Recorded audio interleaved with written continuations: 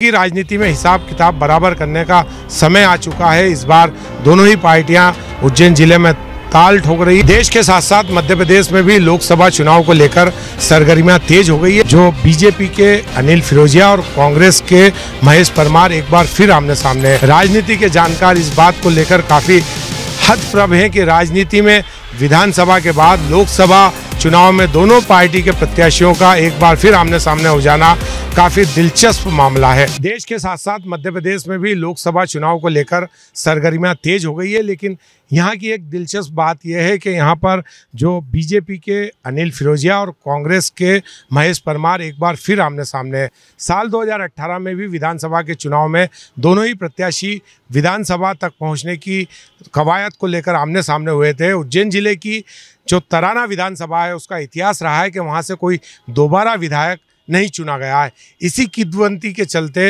अनिल फिरोजिया साल 2018 में वहां से चुनाव हार गए, लेकिन जब वो विधानसभा का चुनाव हारे तो पार्टी ने उन पर बड़ा दांव खेला और उन्हें लोकसभा का टिकट देकर चुनाव लड़ाया। उन्होंने पार्टी के मंसूबों पर पूरी तरीके से खरा उतरकर यह लोकसभा सीट लाखों वोटों से जीतकर भारतीय जनता पार्टी की झोली में डाल दी।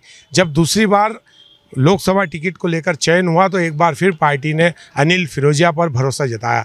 जब अनिल फिरोजिया मैदान में उतरे तो कांग्रेस ने उनका तोड़ निकालने के लिए विधायक महेश परमार को टिकट दे दिया। महेश परमार वही नेता हैं जिन्होंने साल 2018 में अनिल फिरोजिया को 1700 वोटों से चुनाव हरा दिया था। हालांकि राजनीति में हिसाब किताब बराबर करने का समय आ चुका है। इस बार दोनों ही पार्टियां उज्जैन जिले में ताल ठोक रही है, लेकिन राजनीति के जानकार इस बात को लेकर काफ़ी हतप्रभ हैं कि राजनीति में विधानसभा के बाद लोकसभा चुनाव में दोनों पार्टी के प्रत्याशियों का एक बार फिर आमने सामने हो जाना काफ़ी दिलचस्प मामला है। उज्जैन जिले की एक ऐसी लोकसभा सीट है जहां पर मुख्यमंत्री भी डॉक्टर मोहन यादव भी यहीं से आते हैं। भारतीय जनता पार्टी का ये गढ़ रहा है, लेकिन कई बार यहाँ पर कांग्रेस ने भी अच्छा प्रदर्शन करते हुए जीत दर्ज कराई है। उज्जैन लोकसभा सीट की बात करें तो यहाँ से कांग्रेस के सत्यनारायण पवार, प्रेमचंद गुड्डू लोकसभा सांसद रह चुके हैं, जबकि बीजेपी की बात करें तो यहाँ पर सत्यनारायण जटिया लगातार 6 बार जीतकर अटल बिहारी वाजपेयी की सरकार में सामाजिक न्याय मंत्री भी रह चुके हैं। भारतीय जनता पार्टी और कांग्रेस की यहाँ कांटे की टक्कर है, लेकिन सबसे रोचक बात यह है कि अनिल फिरोजिया और महेश परमार पर लोगों की निगाहें हैं। महेश परमार ऐसे नेता हैं जो यहाँ से महापौर का भी चुनाव लड़ चुके हैं और महज 500 वोट से वो हार गए थे। उन्होंने लगातार तीसरा चुनाव लड़ने का प्रण लिया है। वे पहले विधायक का चुनाव जीत चुके हैं, दूसरी बार फिर विधायक का चुनाव जीत चुके हैं और अनिल फिरोजिया तीसरी बार मैदान में है। एक बार विधायक चुने गए थे, एक बार चुनाव हार गए थे और अब की बार वे लोकसभा में महेश परमार के सामने है। नतीजा तो 4 जून को आएगा, लेकिन राजनीति की सियासत में ऐसी बिसात बीत चुकी है कि दोनों जो प्रत्याशी हैं उनको लेकर उज्जैन जिले के मतदाता, उज्जैन लोकसभा सीट के मतदाता काफ़ी चर्चाओं में घिर गए हैं। काफ़ी यहाँ पर राजनीतिक सरगर्मियाँ बढ़ गई है।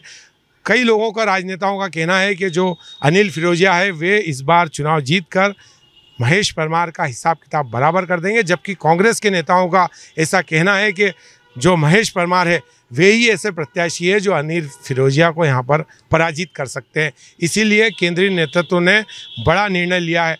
हालांकि इसी लोकसभा सीट पर दिलचस्प मुकाबला इसलिए भी हो जाता है क्योंकि यहाँ पर कांग्रेस के जो 2 विधायक हैं वो महेश परमार को टिकट मिलने के बाद भारतीय जनता पार्टी ज्वाइन कर चुके हैं। आलोट से मनोज चावला और उज्जैन जिले की घटिया विधानसभा सीट से 3 बार विधायक रह चुके रामलाल मालवी भारतीय जनता पार्टी का दामन थाम चुके हैं।